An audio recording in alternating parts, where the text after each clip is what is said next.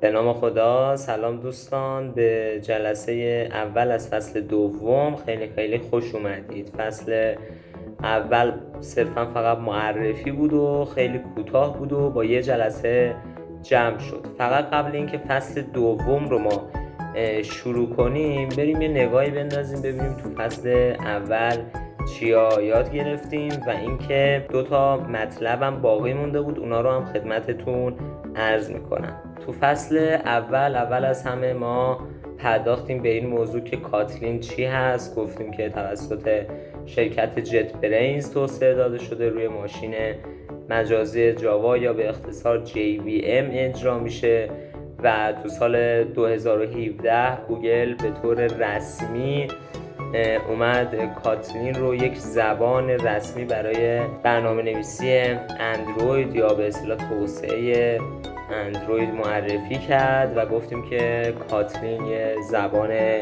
اوپن سورس و شیگراه و بعدش هم پرداختیم به این موضوع که قراره توی دوره اول از همه ما خود کاتلین رو به طور کامل تو محیط اینتلیج آیدیا یاد بگیریم، بعدش وارد اندروید استودیو میشیم و اونجا شروع به ساخت اپلیکیشن های اندرویدی میکنیم. سیستم مورد نیاز برای دوره رو هم خدمتتون عرض کردم.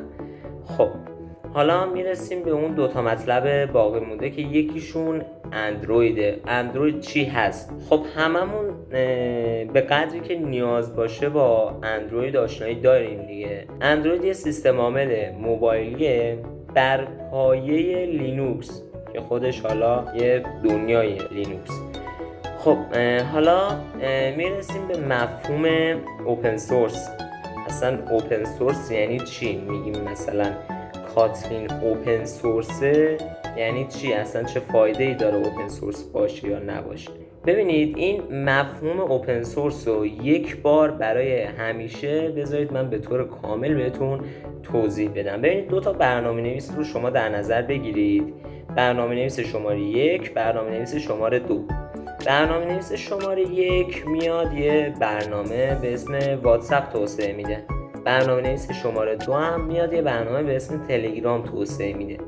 برنامه نویس شماره 1 و شماره 2 هر دوشون برای برنامه هاشون زحمت زیادی کشیدن، کلی وقت گذاشتن، کد نویسی کردن تا شده اون برنامه‌ای که ما حالا داریم میبینیم. حالا برنامه نویس شماره 1 دوست نداره که کسی بیاد ازش کپی کنه، چون مالکیت معنوی داره روی در واقع اون برنامه خودش.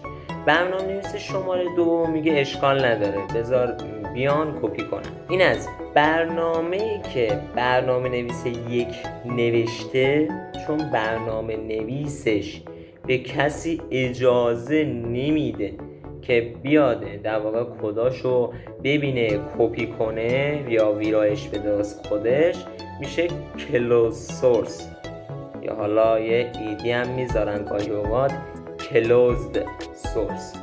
خب حالا این برنامه نویس شماره 2 برنامهش بازه، شما راحت میتونی بری اون پشت اون کداشو ببینی که چه خبره و حتی میتونی کپی کنی بیای یه برنامه دیگه بزنی با کپی از همون کدای تلگرام به اسم مثلا ایتا. فقط میتونی ویرایشش هم کنی دیگه، میتونی مثلا اون جایی که اسم تلگرام بوده رو ویرایش کنی بذاری ایتا، خیلی راحت. به این برنامه تلگرام که برنامه نویس شماره 2 نوشته اوپن سورس میگن، به همین راحتی. حالا چرا بعضیا برنامه هاشون اوپن سورسه؟ خب همه کلوز سورس کنن دیگه، واسه چی اوپن سورس میکنن که مثلا بقیه بیان ازشون کپی کنن؟ چون برنامه‌ای که اوپن سورسه خیلی برای مردم و به خصوص برنامه نویسا قابل اعتماد تره، چون کامل میبینن که اون پشت چه کدایی زده شده، اون پشت داره با اطلاعاتشون چه کارایی انجام میشه. ولی اون برنامه هایی که کلوز سورس هستن دیگه مشخص نیست که اون پشت چه کدایی نوشته شده و ما سر در نمیاریم که اون مثلا اپ داره از ما جاسوسی میکنه، اطلاعاتمون رو میفروشه یا نه. ولی دیگه برنامه‌های اوپن سورس همونطور که خدمتتون عرض کردم خیالمون ازش راحته. مثلا من از نظر امنیتی اگه بخوام بین واتساپ و تلگرام یه گزینه رو انتخاب کنم، خب قطعا تلگرام رو انتخاب میکنم چون اوپن سورسه. این شد مفهوم اوپن سورس و کلوز سورس. پس چی شد؟ گفتیم برنامه‌ای که اوپن سورس باشه کدهاش قابل خوندن، کپی کردن و ویرایشه. ویرایش یعنی چی؟ یعنی شما کپی کنی بری رو برنامه خودت اونا رو پیست کنی و ویرایش کنی یه جاییشو، نه اینکه خود تلگرامی که داره اجرا میشه رو ویرایش کنی. اون نسخه کپی که شما ازش میسازید و میتونید ویرایش کنید، منظور این هستش. و حالا میرسیم به فصل دوم که فصل دوممون دیگه عملیه دیگه، وارد بخش عملی شدیم از همین لحظه. یک کمی توضیحات من توی فصل اول طولانی شد توی این ویدیو، ازتون معذرت میخوام. خب کاتلین رو که فهمیدیم دیگه چیه و حالا باید بریم سراغ نصب و راه اندازی کاتلین.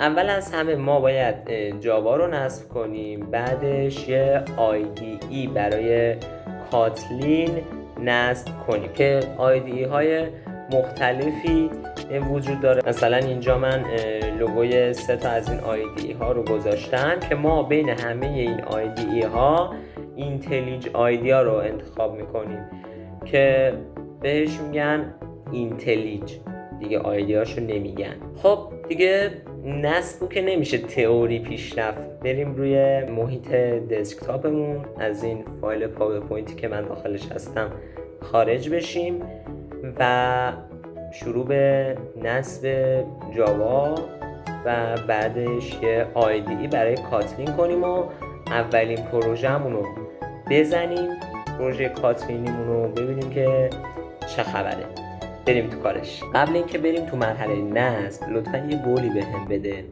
که تمام مراحل رو عیناً مثل من پیش میای، هیچ کاری رو از رو دانش قبلی خودت انجام نده لطفاً، چون که این در واقع مراحل نصب و راه اندازی اینتلیج آیدیا یه کمی شاید حساس باشه و اگه یه جای شما عین من پیش نیاید و از رو دانش قبلی خودتون یه کاری رو انجام بدید ممکنه براتون مشکل پیش بیاد. برای در واقع نصب و راه اندازی اینتلیج آیدیا ما با توجه به اینکه هم تحریم هستیم هم فیلتر هستیم از داخل و خارج، باید به یه روش معتبری بیایم این تحریم و فیلتر رو دور بزنیم. آقا ما شاید الان هزاران VPN روی، حالا هزاران که نه 10 ها VPN ممکنه داشته باشیم روی موبایلمون، روی پیسیمون و حالا سایر دستگاهی که حالا داریم، ولی خیلی از اونا قابل اعتماد نیستن. چرا؟ واسه مثلا دور زدن فیلتر یه سایتی مثل یوتیوب اوکی هن، ولی واسه دور زدن فیلترهای اینتلیج آیدیا و غیره ما باید از یه روش خیلی مطمئن‌تر استفاده بکنیم. من میخواستم توی این جلسه از مرورگر تور استفاده بکنم که تور خودش کار یه فیلتر شکن رو انجام میده، خیلی بهتر از یه فیلتر شکن کار میکنه، ولی متاسفانه طبق بررسی‌هایی که الان من کردم تور کلاً توی ایران بسته شده و نمیتونید شما کانکت بشید به تور. واسه همین ما از یه جایگزین تور استفاده میکنیم که تور حالا یه سرویس خارجیه بر پایه فایرفاکس که قطعا اسمشو شنیدید، ولی این جایگزین ما یه سرویس داخلی ولی اینم معتبره. این سرویس هم من خیلی وقت میشناسمش و اعتماد دارم کامل بهش و همه میتونیم ازش بدون هیچ مشکلی استفاده بکنیم. اسمش هم 403 هستش که بریم روی صفحه دسکتاپ و بهتون آموزشش رو بدم. خب اول از همه وارد مرورگرمون میشیم. اینجا من تور رو دارید میبینید، تستش کردم و خوب کار نمیکرد اصلا. تور مشکلی نداره، در واقع سختگیری ها خیلی زیاد شده. توی مرورگرمون ما باید وارد آدرس 403.online بشیم. لینک وبسایت 403 هستش که توی دیسکریپشن هم براتون گذاشتم. خب وارد که میشیم اینجا یه سری توضیحاتی نوشته که 403 چی هست و این داستانا. شما روی این سرویس های تحت پوششش هم بزنید میبینید که مثلا چه سرویس هایی رو اومده و در واقع اون تحریمشون رو دور زده. مثلا اندروید دیولوپر هست و سرویس های دیگه مثلا گریدل که ما باهاش رو ادامه کار خواهیم داشت رو من سرچ میکنم اینجا. همونطور که میبینید توی در واقع این سرویس های تحت پوششش هست و کار ما خیلی راحت باهاش راه میفته. خب حالا برمیگردیم توی همون صفحه اصلی 403.online. اینجا یه دونه بخش کنار همین سرویس های تحت پوشش داره به اسم اپلیکیشن و DNS.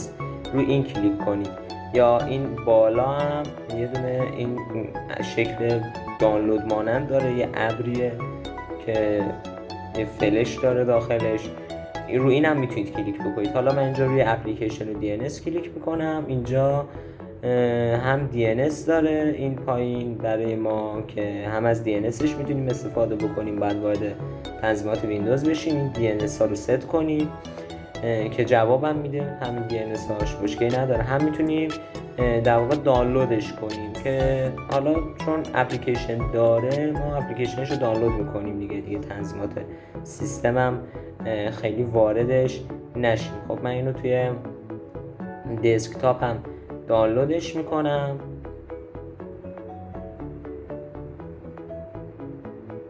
و بعدش اجرا میکنم. حالا اینجا اینستال رو میزنیم. احتمالاً الان اینجا یه اجازه‌ای بخواد از ما، فعلا نخواسته. خواست یس رو میزنیم. بله و حالا نصب شد. حالا فینیش رو میزنیم. خودش اجرا نمیشه، ما از اینجا میزنیم اجراش میکنیم. خب اینجا میتونیم داخلش ثبت نام کنیم و دفعات بعدی وارد بشیم، یا اینکه میتونیم ورود به حالت مهمان رو بزنیم. حالا من بذارید حالا ورود به حالت مهمان رو بزنم و اینجا دیگه راحت میتونیم استفاده بکنیم دیگه. اینجا یه در واقع علامت روشن و خاموشی داره که ما اینو اگه بزنیم روش میگه که باید ثبت نام کنید. بله خب ما ثبت نام میکنیم. DNSش رو البته میتونیم اینجا بزنیم ست بشه بدون اینکه نیاز باشه وارد تنظیمات سیستممون بشیم، ولی واسه اون VPNش یا به قول خودشون سرویس ویژه‌شون باید ثبت نام کنیم که فکر کنم همین DNS کار ما رو راه بندازه. ولی حالا من آموزش ثبت نامش هم به شما میدم. چی این پایین اومد مثل این که میگه غیر فعال کرد سرویسش رو، کاری نداریم. اینجا ساخت حساب کاربری رو میزنیم، میاد توی همین 403.online بخش ریجسترش یه نام کاربری میخواد. مثلا من اسکیل کد رو مینویسم، اسکیل کد. یه رمز عبوری میخواد که رمز عبورم میدیم بهش.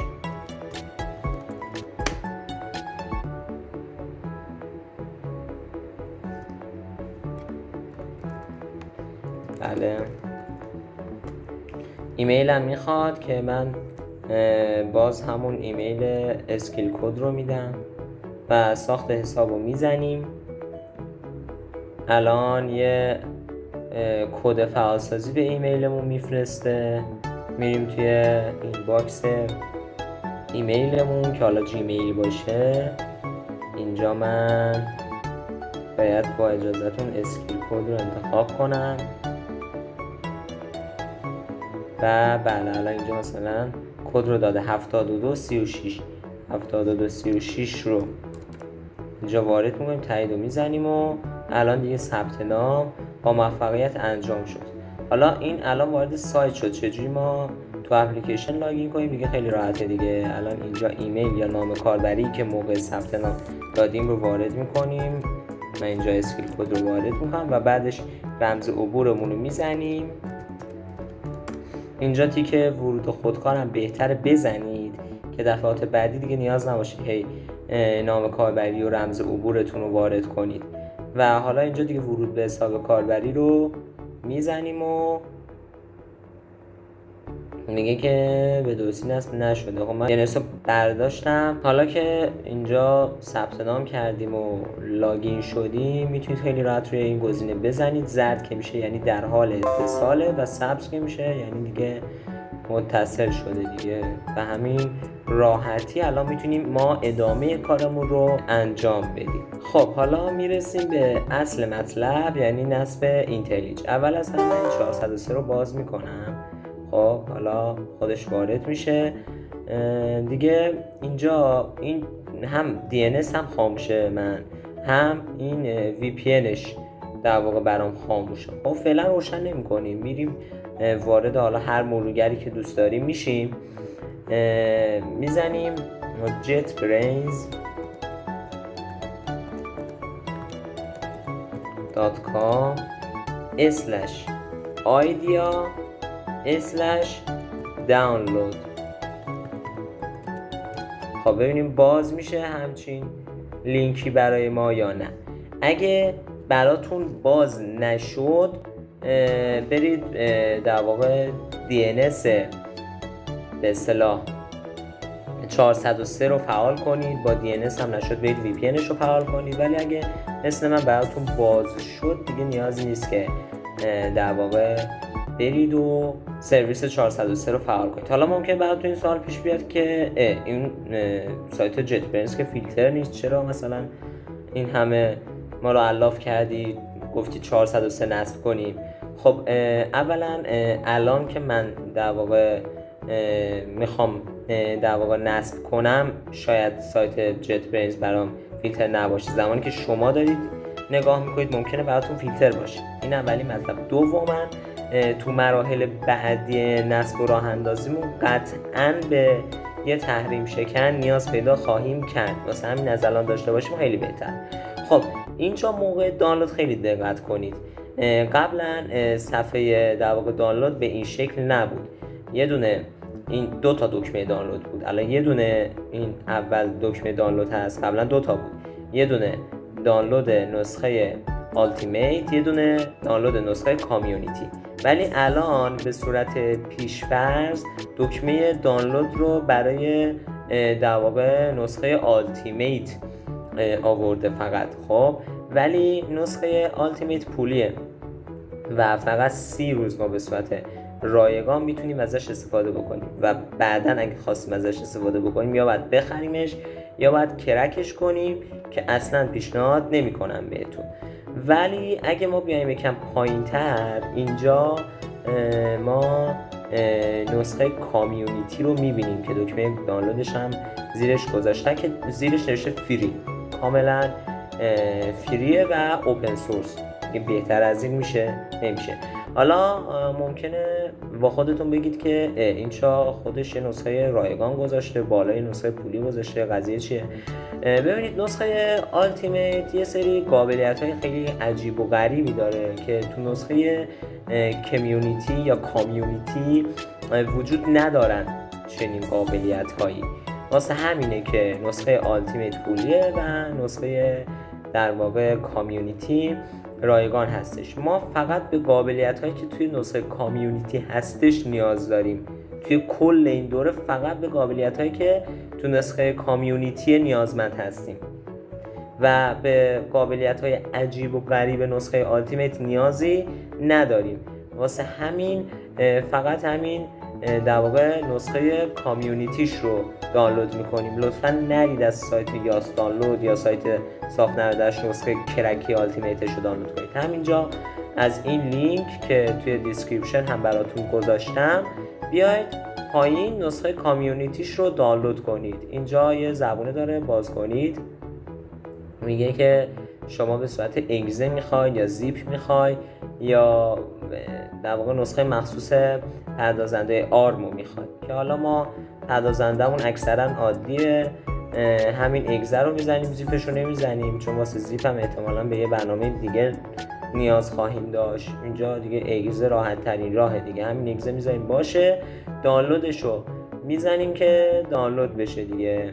الان اینجا منتظر میمونیم خودش دانلود رو شروع میکنه. همونطور که میبینید اینجا در واقع اینترنت دانلود منیجر من خودش باز شد و شروع دانلود رو میتونم بزنم. حالا من اینجا ایستو میزنم. اگه دانلودتون شروع نشد روی این دایرکت لینک کلیک کنید تا در واقع شروع بشه دیگه. خب شما این اینتلیج آیدیا رو کامل دانلود کنید، یه جایی بذارید باشه. مثلا من همین توی دسکتاپم میخوام دانلودش کنم. یه سری چیزای اضافی هم اجازه بدید که من در واقع حذف کنم که دسکتاپم تا حد ممکن خلوت باشه. خب حالا ما دانلودمون رو انجام دادیم تو این جلسه، هم یه تحریم شکن خوب رو اندازی کردیم و هم دانلود اینتلیج آیدیا رو انجام دادیم. تو جلسه بعدی که میشه جلسه دوم از فصل دوم میریم سراغ نصب و راه اندازی اینتلیج آیدیا. خیلی ممنون که تو این جلسه همراه ما بودید. خدا یار و نگهدارتون.